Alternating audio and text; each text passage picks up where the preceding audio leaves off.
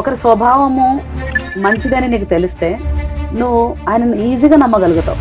కొందరు jeans pant వేసుకుని వస్తున్నారని చెప్పి, కొందరు కొంగు వేసుకోకుండా వస్తున్నారని చెప్పి, కొందరు మల్లెపూలు పెట్టుకుంటూ వస్తున్నారని చెప్పి, కొందరు బొట్టు పెట్టుకుని వస్తున్నారని చెప్పి.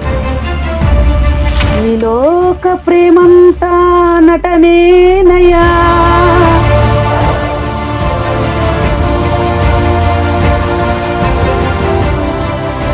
అసలు మీ బర్న్ అండ్ బర్త్ అక్కడ అసలు మీరు ఏం వరకు ఎంతవరకు చదువుకున్నారు? ఎక్స్ప్లెయిన్.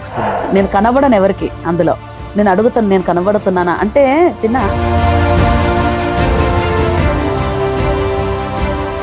సిలువను చూడగానే నా విలువ ఎంత తెలిసింది. అప్పుడు